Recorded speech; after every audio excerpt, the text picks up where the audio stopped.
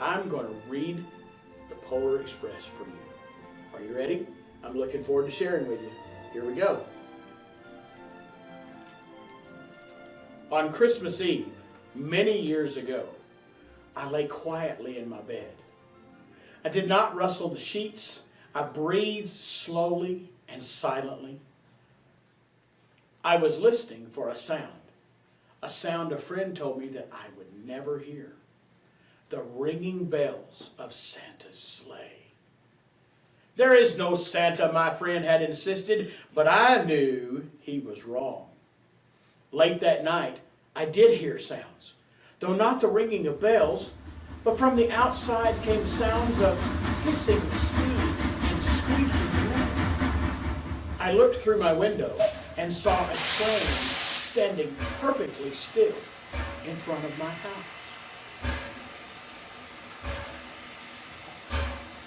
It was wrapped in an apron of steam. Snowflakes fell lightly around it. A conductor stood at the open door of one of the cars. He took a large pocket watch from his vest, and then he looked up at my window. I put my slippers and robe on, and I tiptoed downstairs and out the door. "All aboard!" the conductor cried out, and I ran up to him and he said, "Well, are you coming?" "Where?" I asked. "Why, to the North Pole, of course," was his answer. "This is the Polar Express." I took his outstretched hand and he pulled me aboard. The train was filled with other children, all of them in their pajamas and nightgowns. We sang Christmas carols and ate candies with nougat centers as white as snow. We drank hot cocoa as thick and rich as melted chocolate bars. Outside, the lights of the towns and villages flickered in the distance as the Polar Express raced northward. Soon there were no more lights to be seen. We traveled through cold, dark forests where lean wolves roamed and white-tailed rabbits hid from our train as it thundered through the quiet wilderness. We climbed mountains so high it seemed as if we would scrape the moon, but the Polar Express never slowed down. Faster and faster, we ran along, rolling over peaks and through valleys like a car on a roller coaster. The mountains turned into hills, the hills to snow-covered plains. We crossed a barren desert of ice, the Great Polar Ice Cap. Lights appeared in the distance, and they looked like the lights of a strange ocean liner sailing on a frozen sea. "There," said the conductor, "there is the North Pole." The North Pole, it was a huge city, standing alone at the top of the world, filled with factories where every Christmas toy was made. At first, we saw no elves. "They're gathering in the center of the city," the conductor told us. "This is where Santa will give the first gift of Christmas." "Who received the first gift?" we all asked. The conductor answered, "He will choose one of you." "Look," shouted one of the children, "the elves!" Outside we saw hundreds of elves. As our train drew closer to the center of the North Pole, we slowed to a crawl, and so crowded were the streets with Santa's helpers. When the Polar Express could go no farther, we stopped, and the conductor led us outside. We pressed through the crowd to the edge of a large open circle. In front of us stood Santa's sleigh.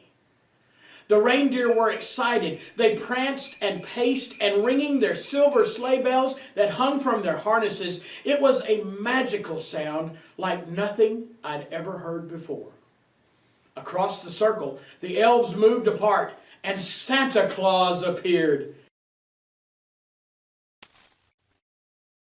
The elves cheered wildly. He marched over to us and pointed to me and said, "Let's have this fellow right here." He jumped up into his sleigh and the conductor handed me up. I sat on Santa's knee and he asked, "Now what would you like for Christmas?" I knew that I could have any gift that I could imagine. But the thing I wanted most for Christmas was not inside Santa's giant bag. What I wanted more than anything was one of the silver bells from Santa's sleigh. When I asked, Santa smiled, and then he gave me a hug and told an elf to cut a bell from a reindeer's harness. The elf tossed the bell up to Santa, and he stood there holding the bell high above him, and he called out, "The first gift of Christmas!" A clock struck midnight as the elves roared their approval. Santa handed the bell to me, and I put it in my bathrobe pocket. The conductor helped me down from the sleigh, and Santa shouted out the reindeers' names and cracked his whip. His team charged forward and climbed into the air. Santa circled once above us and then disappeared in the cold, dark polar sky. As soon as we were back inside the Polar Express, the other children asked to see the bell. I reached into my pocket, but the only thing I felt was a hole. I had lost the silver bell from Santa's sleigh.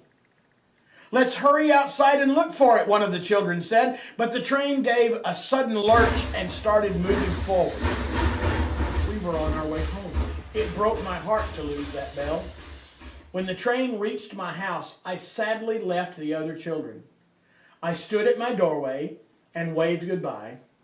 The conductor said something from the moving train, but I couldn't hear him. "What?" I yelled out.